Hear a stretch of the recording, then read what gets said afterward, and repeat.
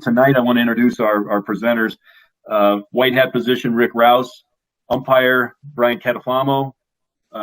Wing, Doug Lowe. And back judge, Jeff Penney. And I've asked Mike Kelley to finish up this evening with that complicated play we ended with last night, and how we can break that down and maybe look better in the process, and even talk through the penalty administration side of that play. So Mike will be also monitoring the chat. If you could, if you got a question or something to value add, put it in the chat, and Mike can break in and throw the information in. So again, thank you for joining us. I'm going to go back to play number 1, and again, we're focusing on the window between the time the play ends and we have a ready for play for the next play. And so this particular play, we're seeing, back it up, we've got a returner in white, and he's going to head up the sideline. I really wanted to get a play where we had action into the bench. This is about the best I could do. I think what my emphasis here is we've got to be ready for players that are not necessarily starters, and maybe some of them are, but players that really want to make a name for themselves, and they're ready to hit somebody. And so as this play ends in the bench area, I think it's just always, and our message tonight is going to be dead ball officiating, and we're a little bit vulnerable on kicking plays that go into bench areas because we're spread out as officials much broader. Same thing on kickoffs. I think when kickoffs go into the bench, we're very vulnerable. You got players that are aggressive, and you got starters on the sideline that aren't going to put up with that young punk that's talking smack in the bench area. So it's just ingredients for trouble. We've got to be on high alert. And so this play, it doesn't turn into any trouble, but we've just got to be aware that we've got mixed colors in the bench area, and hopefully we're closing in to get those players out of the bench. And the back judge in this case, I think, would probably be a good one to come in and help out. And maybe he was dead ball officiating there before he came in and retrieved the ball. Anybody got anything else to add on this? Otherwise, I'll jump. Hey, Kirk, can we go full screen? Thank you. That would be a good idea. I just wanted to say something quickly, Kirk. On that sideline, it all starts with sideline management. And prior to that punt, you're yelling at the sidelines to keep clear, and hopefully it remains clear because action's coming back up that sideline. And so you got to give yourself enough room to work. Plus, if the players come into you, you got to have room to back up. Not so. I would imagine that starts on the previous dozen plays where you've made it clear that you're not going to tolerate them to be in that space, because you certainly don't want to correct it while you're trying to get covered on this play. There you go. Yeah, Kirk, this is Jeff, and I'll add, let's not get too caught up on the ball. Let's just take our time, go slow, 2 seconds, make sure that we've got the dead ball officiating covered on this before we start moving into action to ball transition is all. Yeah, and one comment for me for the umpires, we should not be on the same level as where the player goes down. And this umpire is moving a lot to the pile. Find a spot, officiate, not dead space, but officiate. And if you need to move up, you can move up. But we should never be on the same plane as the ball runner as they're moving up the field. That is an indication to me that we are not keeping our field of vision wide. In this case, he's way too close to the sideline. Space is our friend, because at the end of this play, when we're on the sideline, the umpire can help dead ball officiate, which is far more important than getting a ball and putting it down for ready for play.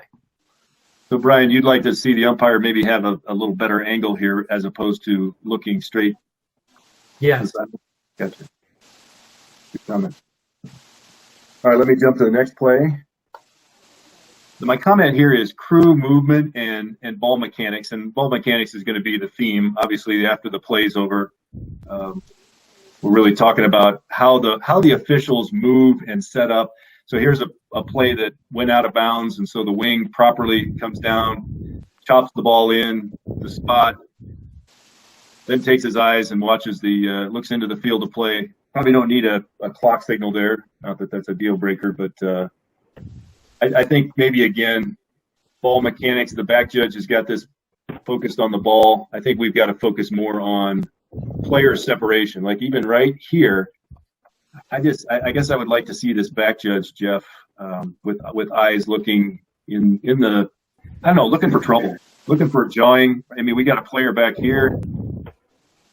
hopefully we got some support from this wing over here watching this, but this can turn into a scrum pretty quick, or wrestling match. So Yeah, you're right, Kirk. That's one of those. It takes a little discipline. You just square up to the action, take your time, don't get concerned with the ball, and then just hold your spot. DBO, 2 seconds. Look, if we can just take 2 seconds after each play, there's only so many plays in a game. You're only talking about at the end adding maybe 5 minutes at the most. But those 5 minutes, those 2 seconds that you take are so precious, and being able to make sure, because the game gets out of hand, it's typically because there's something that happened after the play. So, good point. absolutely agree.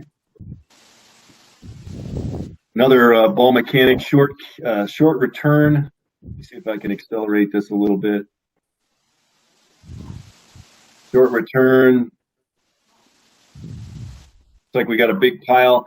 I think the emphasis here is when we've got this many players in contact, it's not very often we've got this much action at the ball carrier. Again, high alert, somebody doing something stupid, grabbing a leg, twisting it, somebody getting mad.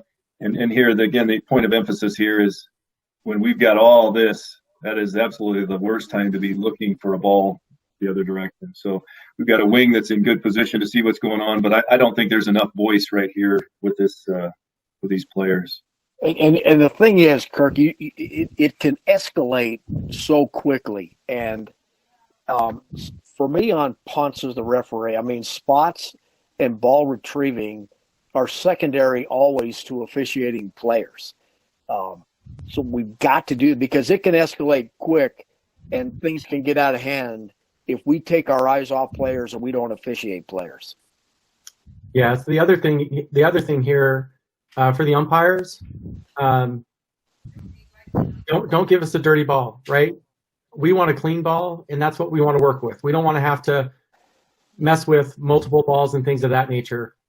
But honestly, this umpire is actually looking for a ball while they still have players. And guys, the game is stopped. There's no reason to rush to get a ball down. It's not like the clock is running and it's under a minute and it's a tight game. And so we should be able to take our time and, to Rick's point, dead ball officiate the players. That's what matters. I love the comment. Don't as an umpire, I don't want the dirty ball. Don't give me the dirty ball. I suppose I'll take it after I put a clean one down, but I cannot stand the transition of a dirty ball and having to figure out which one I should put down. Don't give the umpire the dirty ball. Find somebody else to give that to, or wait till the umpire puts a clean one down if he's available to help you out. And as a referee, we are not in a hurry to blow the next play ready until everybody is in position, all the colors are separated.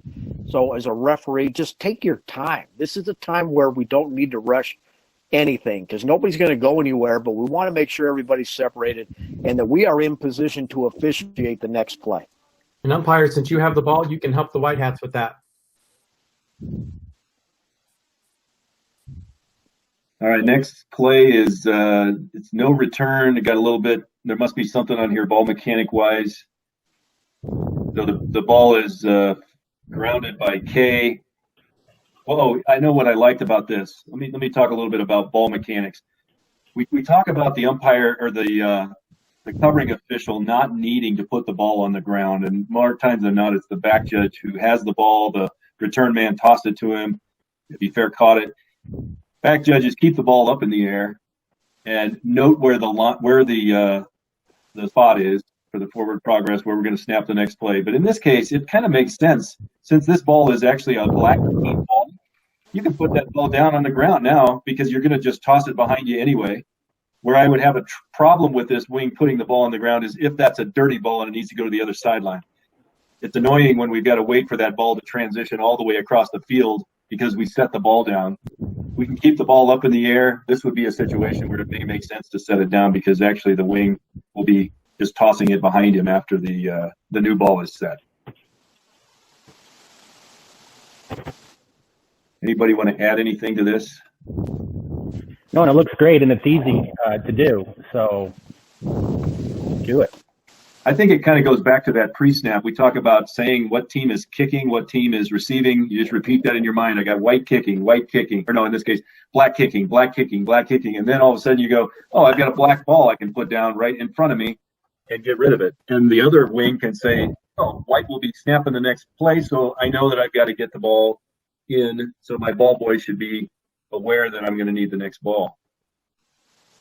I've got this play in as a good transitional play. We've actually looked at this play the other night, or a couple nights ago, where we said the line judge was too far downfield, that we should be tighter or halfway between the return man and the kicker.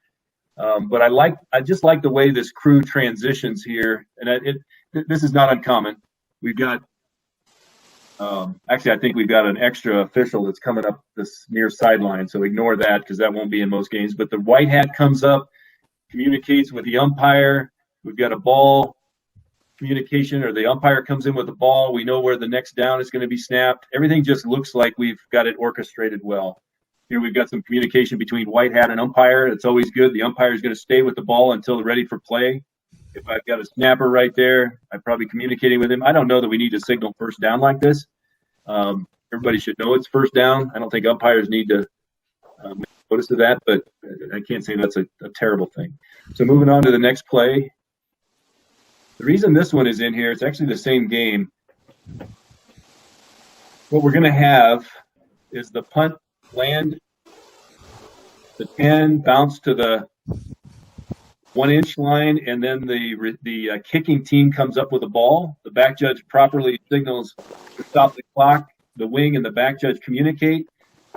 I've got this in here primarily because we need to be sure what our responsibilities are. And I'll back this up to where we see the line judge really too far downfield. The line judge does not have goal line responsibility. We've got two officials officiating the goal line, or the ball in this case, and that's one too many. So back judge should probably be moving back to that goal line. He's not in horrible position.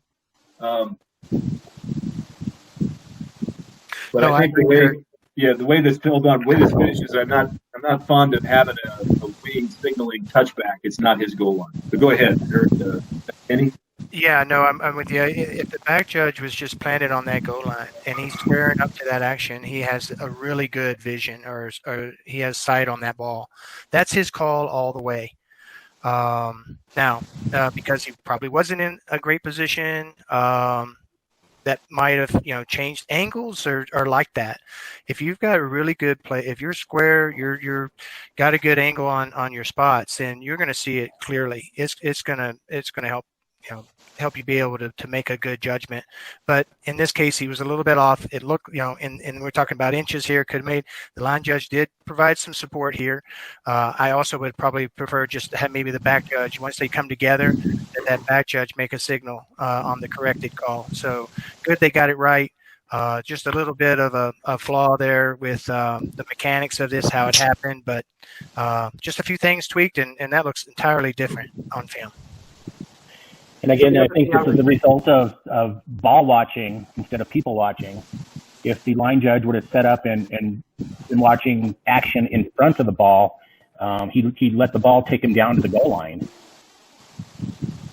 Yeah, I think the other thing is the more we move, and you'll hear parents say this and others, your eyes are bouncing up and down. So wherever you want to officiate from, get to that spot. Get to the spot you're responsible for and stay there and officiate. This line judge is running 30, 40 yards down the field and never stops. And the more you're running, honestly, your eyes are bouncing up and down. It's harder. And he can just stop at the 15 because he doesn't have goal line, and he can help the back judge, in my opinion. Yeah, Jeff, talk through when in doubt, let's say you are in perfect position and you still have the ball cradled, similar to this play. What is going through your head? How are you processing this information, whether it's a touchdown, you put it on the 1-inch line? Yeah, that's a great subject. I'm glad you brought that up. I would tell you, when in doubt, that close to the goal line, it's a touchback. I mean, I'm just going to go ahead. We're going to make it a touchback. And keep it from being the controversial play. Hey, it's close. You'll see it a lot on kickoffs when the kick gets right to the goal line. Typically, the white hat's going to say, "Hey, that's across the plane. We're good. It's going to 20 now." And this is no different. It just eliminates the confusion. It's close enough. Nobody's going to really have take any issue with that, unless move on. Yeah, well, to me, I think this play emphasizes how important it is, especially on punts where you've got players running down the field in a wide area, that we have to officiate our area of responsibility. Because if we don't, we're going to get in trouble. When you think about a punt, and what is going to make a punt or break it, it is the blocks on those gunners that are going to make or break that punt. And if you have a line judge or a linesman that is more officiating the ball and officiating out in front of those players, we're going to miss stuff. And that's going to get us in trouble. Great point.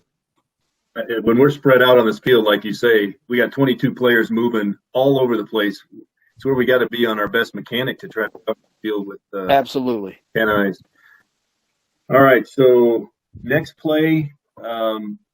This is a play that just emphasizes the need, or not need, but the desire for us to just keep the ball. Back judges keep the ball up, so we know where it is. We're telling ourselves right here it's on the 16-yard line.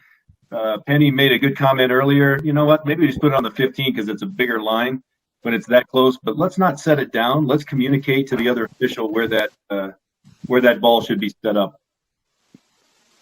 I think I went to the next play, didn't I? Sorry. And this is another case where not putting it down, not placing it down, you can look forward, you know, chin up, you can see the players. You're not worried about, you know, trying to put a spot down. You can communicate easily. Hey, we're putting it, ball's going to be dead on the 15.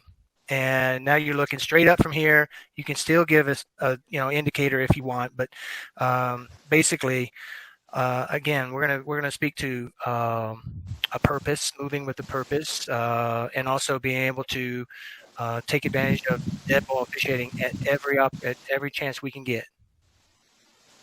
So right now, Jeff, I can see that, you know, you're standing here where the spot's going to be. Your eyes are up, looking for trouble. Might have the best seat in the house for somebody to cold cock somebody. Yeah, no, and that's a, you know, at the time you think about, well, the spot, you want to put it down, but you know, that's just it. You want to be able to, you want to find times where you can dead ball officiate, because when you dead ball officiate and you catch those little whatever happens, it doesn't take long at all. Again, I've you know, it makes good officials better and better officials great. So find those opportunities, eliminate all the waste, and keep your eyes on the players as much as you can. So I've moved on to the next play, and the reason I've got this in here is I just envision, or I can hear, even though I didn't have audio, the players are yelling something, and I put Peter on the video here because I hear players use that. I think we used that in high school, which might date me a little bit, but if the players are yelling things like poison or Peter or whatever terminology they're using, I think we as officials need to take advantage of that information.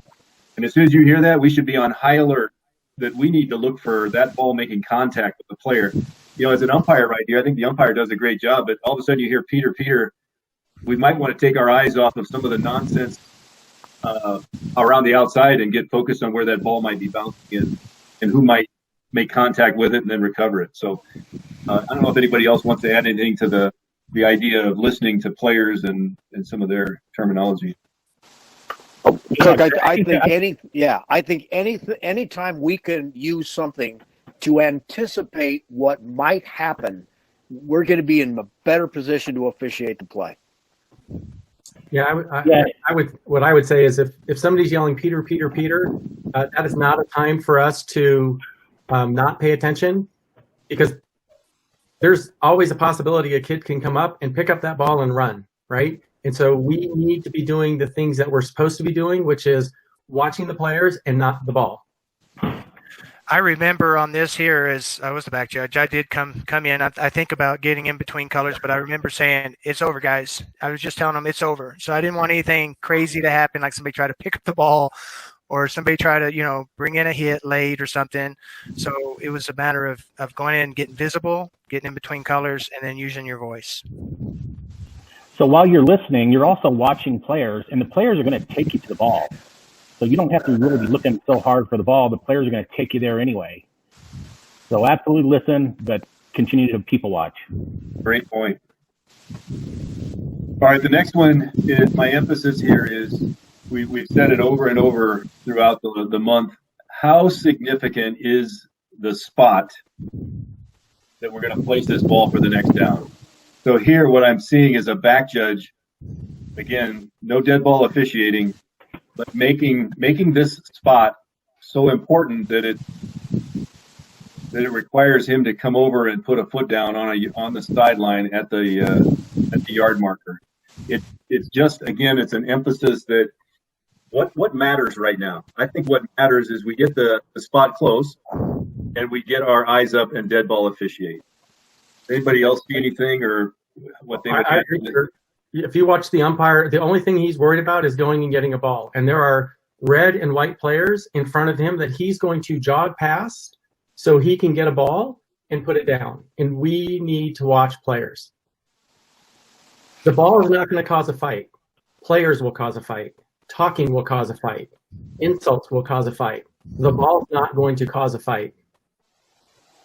No, well, we're just not in a hurry to start the next play.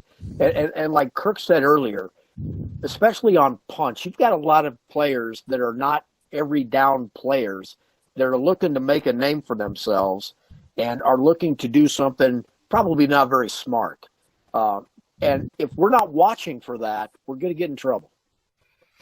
Yeah, and I will add that from a back judge, Kirk, if you could back that up just a bit here, one more, or go forward through this play, that back judge could come right down the hash, straight down the hash, looking at the players that are in front of him right here. Just come down the hash. He sees it's okay. If he does quick, yeah, that's a good spot. If he sees where the ball, his peripheral, where it ends up, the line judge, the person coming down the sideline, the fish, he's going to be able to get that spot. He comes to the 20. He's looking for anything that could happen.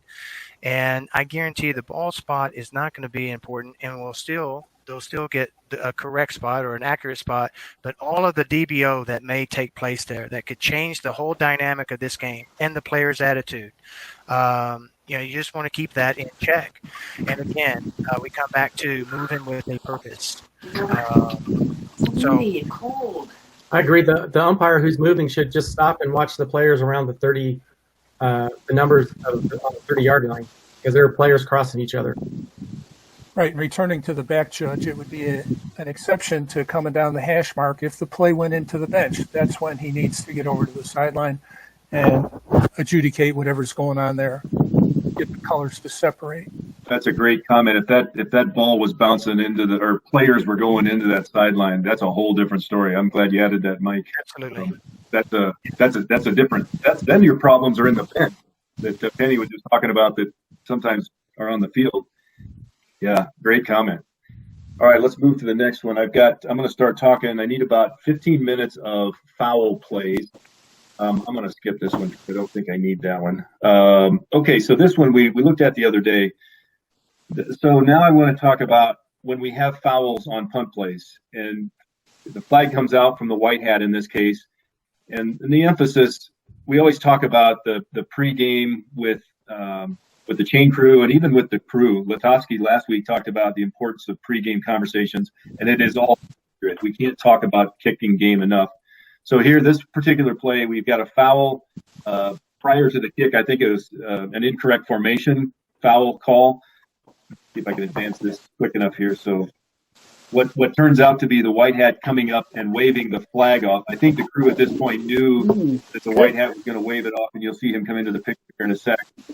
But the emphasis here is we cannot say it enough to the chain crew to stay put. And I think wings, when you're aware that there's a flag down, or even the white hat, I think a good yell to the sideline, chain, stay put, don't move, that kind of stuff. Because they're thinking they're out of position if they don't know what's going on. So emphasis is remind the chains to stay put. And in this case, after you bring them down, let them hustle down. Again, none of this, we're not going to get started without everything getting set here. And so I like how the umpire stays over the ball. I don't think we need to signal first down, but he's got great control of the ball. The referee is now going to push him off the ball, and away we go. Well, Kirk, I tell you, when I pregame on especially punts or long plays downfield, I will go over and talk to the chain crew with the head linesman and tell them if the line judge, because on a punt, I mean, the head linesman is moving down the field, not like the linesman is, but they can look for me to come downfield. So, especially if I have the flag, the first thing I'm going to do is tell them, I'm just going to give them the stop sign to hold up while I keep my eyes on the players so that, they're looking at me and I'm holding them up so that they don't move. Yeah, I'll add something to that. I would tell you as a back judge at the end of a scrimmage kick or at the end of a kick, timeout, I got to tell you, I always make myself visible. I put myself in a place where I can get visible with the R. One, it establishes confidence that the R can look at me, and I can then provide support for if it's going to be on the snap, if we're going to go on the ready, or if we're, if it's his clock or my clock. So as he's moving right there, I'm coming on over and I'm getting visible to him. He puts it in play. Now I'm going to my keys, but getting visible to R establishes confidence. I like to see that as an R. I like to know where my back judge is because there are a lot of players in between us sometimes. And when he can move to where I can get eye to eye to him, then now I can start to rely on him more with helping and supporting me when it comes to the clock status. Hey, Kirk, can you do me a favor and rewind this for a second? I want to make a comment about where the umpire's eyes should be while this ball is rolling around on the ground. I want everybody to, I think it's right around the 50-yard line. There are two players that are going to start pounding on each other while this ball is rolling around on the ground. And that's the stuff. It's right on the 48, right? So you all can you all can say, hey, there's not much going on with the ball because Rich has got it covered as a back judge. But we've got two players in the middle of the field that we have to have our eyes on because they're hitting each other. And that is why you don't ball watch, you need to people watch. And whenever you have multiple colors together, you've got to watch players because they do dumb things at times. Well, and they do dumb things behind the ball. Right. Most players, I think they're pretty aware that when you're on the ball, there's an official watching you. But when they're coming up the field and they're away from the ball, they think, nobody's watching me, so I can do something. So the referee and the umpire coming up the field in a secondary mode, you got to watch players. You've got to watch them because they think nobody's watching them. Right. And to Jeff's point earlier, as an umpire, if you use your voice and you let them know you're watching, they will behave differently. Totally agree. They hear your voice and you just catch them one time, they tend to behave because they think you can see it all. Even though you can't, you get them convinced that you can. And by the way, if you watch them and then they didn't go back and retaliate, honestly, you should get your butt over there and you should say, hey, 17, good job for not retaliating. And that does two things. It builds a rapport and it lets 17 know that you were on it and watching, where 17 might not think anybody's watching. I love it. Great comment. So here, I've got this play in here. So the back judge, we keep harping about don't watch nothing. Don't officiate a ball that isn't going to violate any rules. So the ball carrier's caught the ball here. You can see the back judge doesn't need to watch him run the ball. He's got his eyes up where the trouble's going to happen. And we see a player in chase mode right here. And sure enough, the back judge says, you know what? I saw it all the way. I got you. So that's the kudos to the back judge on this, which is also your presenter this evening for back judges, Jeff Penney. So this is a tough play for a wing because the action came right into his legs, and it's just unfortunate. I think the wing was in a good position. He was about halfway between the line of scrimmage and the return man, but the action just ends up getting right in him. He officiates it well. If you can't see it on the screen, he signals timeout. He's got the runner out of bounds. The dead ball officiates down the sideline, and then I don't know that we would have caught this, but here's the thing we missed. You can watch what happens next. To the sideline. That's the shush. We just returned the ball on your kicking team 40 yards, so be quiet. Not something we want to miss. I'm sure we miss them a lot, but again, emphasis on dead ball officiating and probably some troublemakers on the field. Anybody have anything else they want to add to this play? I know it's pretty choppy on your end. No, I just think this, it's the theme, right? Slow down. Take your time. Whatever you're doing, just go slow.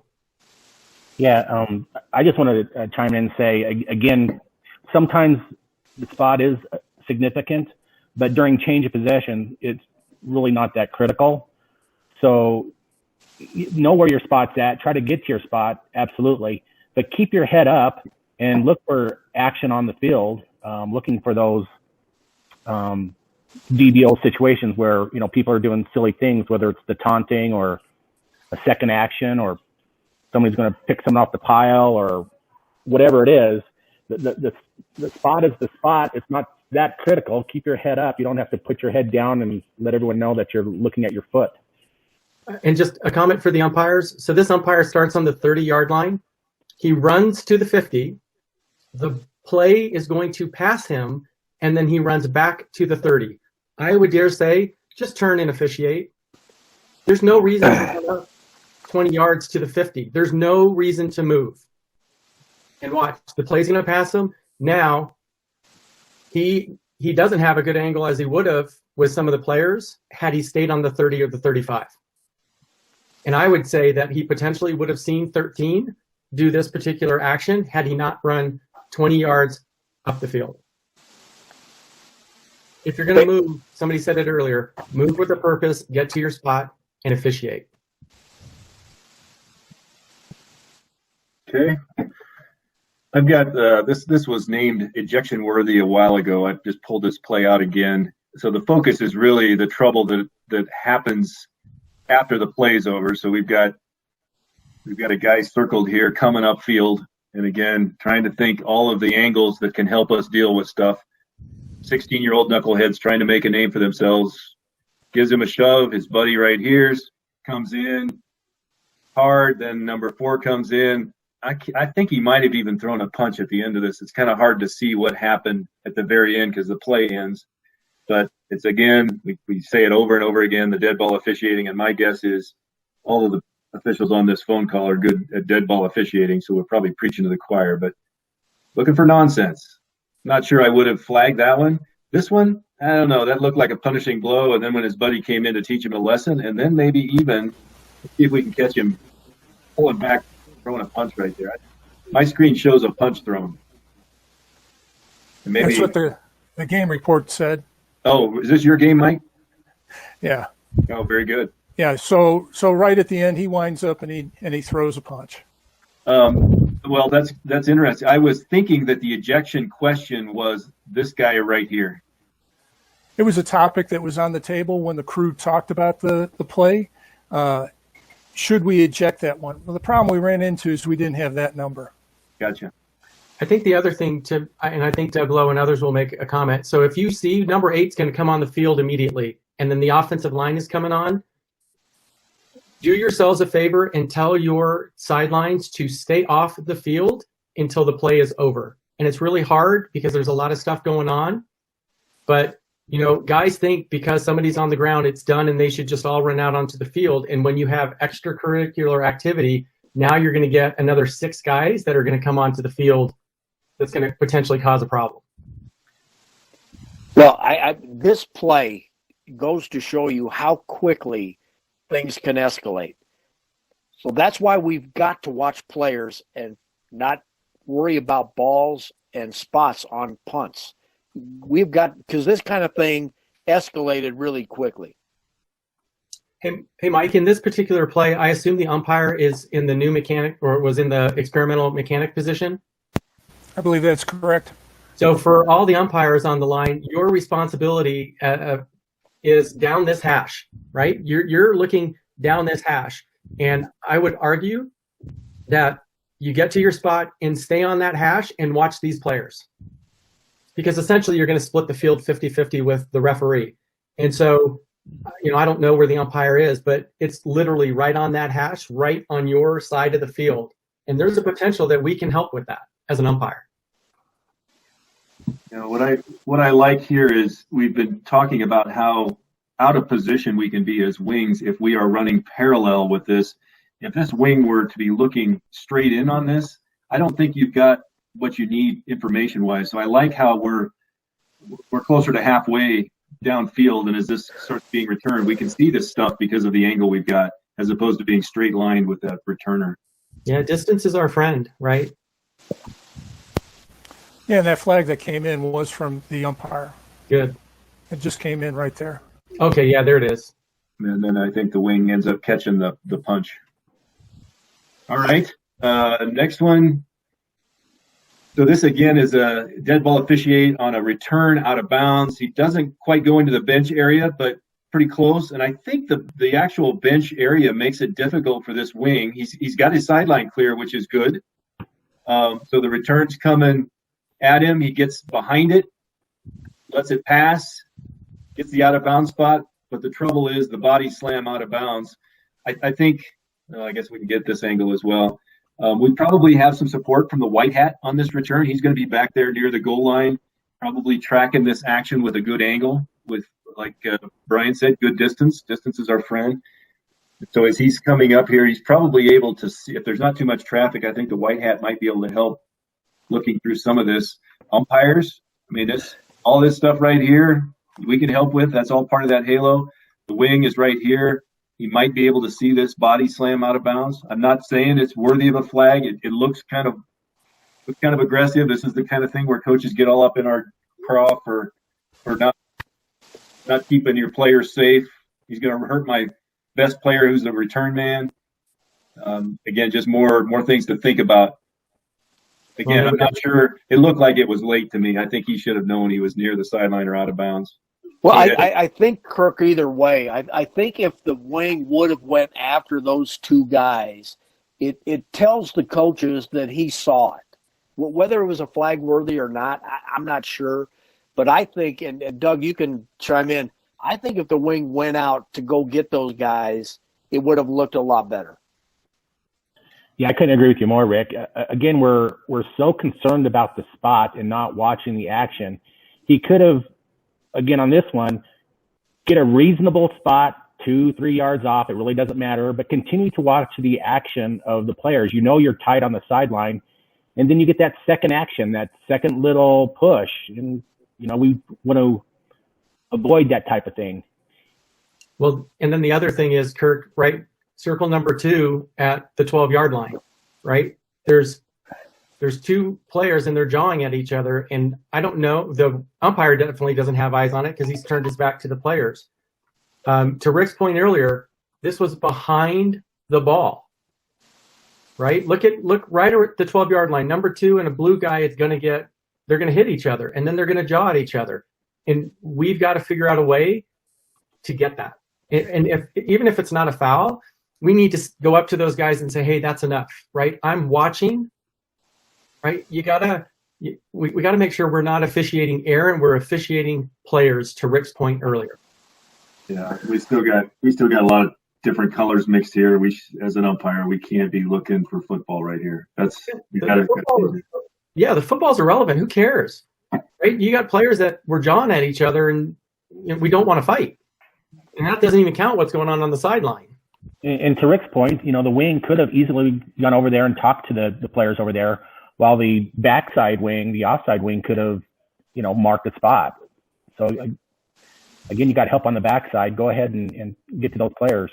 All right, I'm gonna run through this play quick, and then I'm gonna turn the microphone over to Mike Kelley. He's gonna finish this off the last 15 minutes with this crazy play. Not this one. My emphasis here, I think the crew is doing a good job with this. The position wise, we've got a muff. We end up with a scrum. We get players jawing, taking advantage. They don't think the official's watching. We end up with a personal foul. My emphasis here, and this is an excellent umpire, but I think, and I'm guilty of this probably more than others, we got to be careful pushing players like was done here. I just don't think we can't be pushing them. Pulling somebody off is probably dangerous enough, but I think anytime we push a player, it is we're going to cause ourselves a problem at some point. I'll show you the end zone, and you'll see why the umpire got aggressive with this player. You don't really see it from the sideline. He ends up throwing a personal foul. You guys can see what's going to go on. So it's going to happen about right after this. You'll see this action right in here where the kicking team player shoves him back to the ground and probably tells him his mom's a bad cook or something. But try to keep your hands off players, and I think we'll be better off. So, Mike, Kelley, I have got you. If everybody else could mute their mics, I'm going to turn this over to Mike Kelley. I suppose presenters, if you've got something to add after Mike talks here, if we can help break this down, feel free to. But otherwise, Mike, let me know how you want to run the clip. Kirk, let's just run it about 2 or 3 times. So we'll let the circles show for just a little bit, and then we'll run it. Oh, that's the flag down. That's the official throwing it.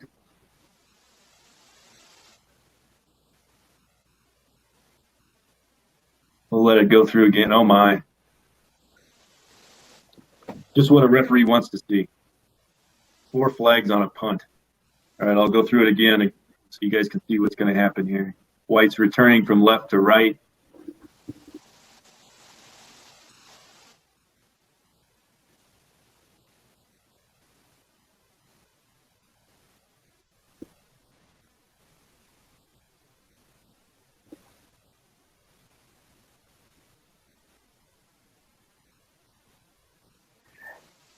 You got the attention of both head coaches here in the white at the bottom and the red at the top.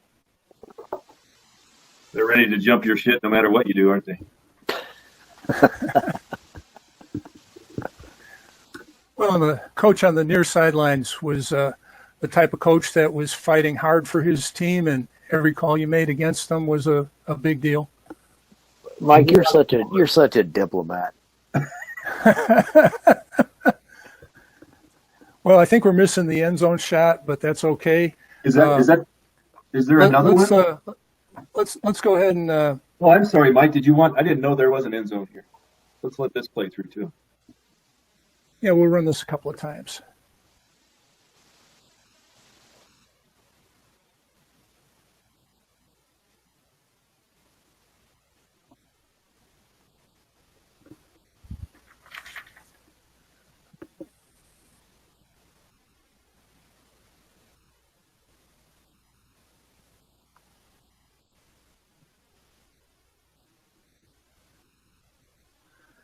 All right, so this definitely falls in the dead ball, ready for play. That's where we have a lot of comments. And as Kirk indicated earlier, this is usually video that's hard to get in between the dead ball and the ready for play.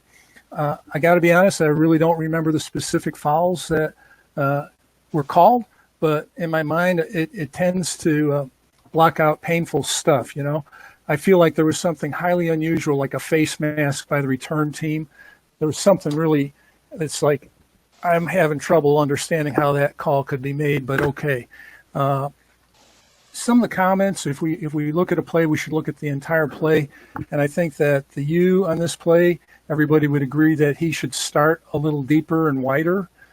He looks like he's pretty much on the center guard and at a normal depth. And we want him wider than that, and probably, about 10 yards is what we've been talking about. I think that there was a good adjustment by the back judge to get a good angle. He avoided getting straight line. This is one of those situations where you have the 2 return men deep, so you've got to get there, and then they've got to reverse. But if you notice, he kind of stepped a few yards to the side so he could maintain a good angle on it. I think the umpire made a really good toss. He threw that thing, he got wound up, and he threw that real good and got it right to where he wanted to get.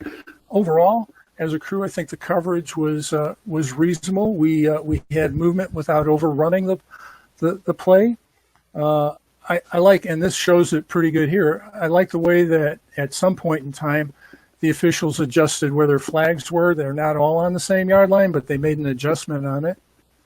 And this is something that we should refrain from doing, not the referee, but the referee as well. We shouldn't be pointing while we're discussing what the fouls are. We get into that habit, and sometimes that might even get us in trouble. The R owns this play 100%, warts and all. He requests and has pregame meetings to get support from typically the back judge, because on his crew, the back judge, records the penalties, but to get into a position where he can help that referee when the referee forgets what the foul is, what the number is, or what team it's up against. So R was thinking he was wide enough. He probably could have gotten a little wider and maybe a step or two closer to the press box. And I will take a breath here while we look at the play run again.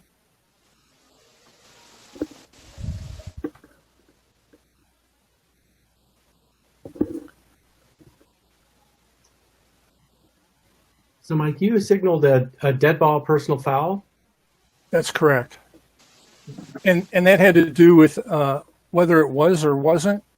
It had to do with the philosophy and the timing, right? So if it occurs way behind the play and there's a possibility that it was during the dead ball period, we're going to go with the dead ball assessment as opposed to a live ball assessment.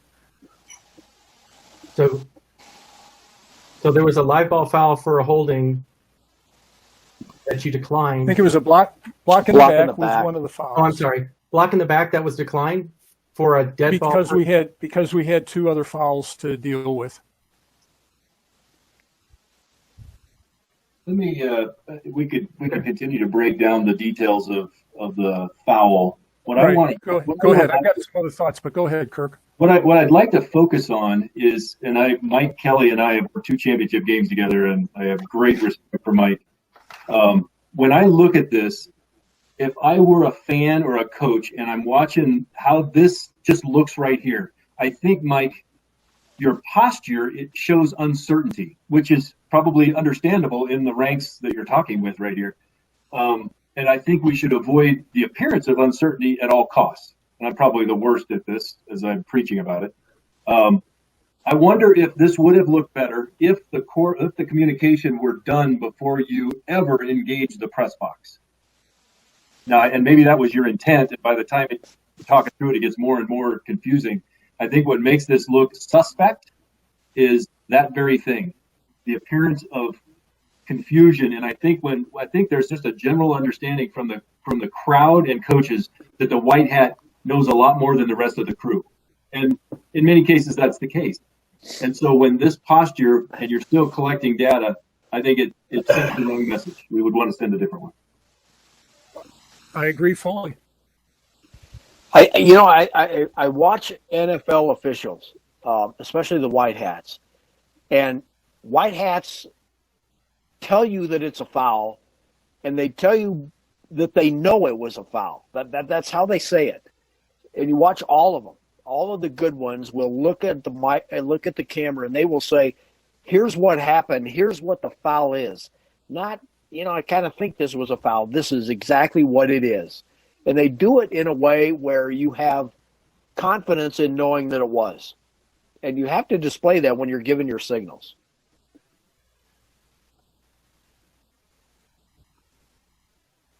Agreed.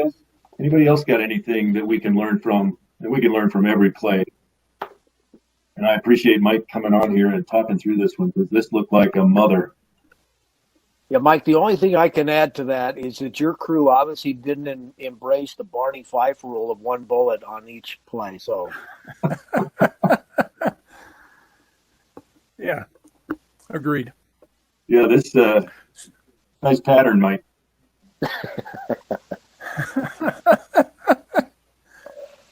So, I mean, a couple of things. If the fouls required options providing to the coach, we should be very clear with those options and make sure that we get those options before we go through the process, I would think. We want to make sure that the chains stay put at the end of the run and the fouls, the flags get and stay where they're supposed to be. Just one adjustment on the flags is all we get. Preliminary signals are a good idea. They wouldn't apply it here because who the hell knows what the preliminary signals were, Right. We give 4 signals, who knows. See here, be good to walk through the foul information. I gave you the best I could on that, guys. In the end, I think as ugly as it was, we ended up adjudicating it right and administering it properly, and that's the good thing. I do like that you've got all the players away from you. This communication is not overheard by the coaches and players. I guess, Mike, how far would you let this coach get out? What if he was on the hash here? Do you recognize him if he's out on the hash? Well, that is pushing it.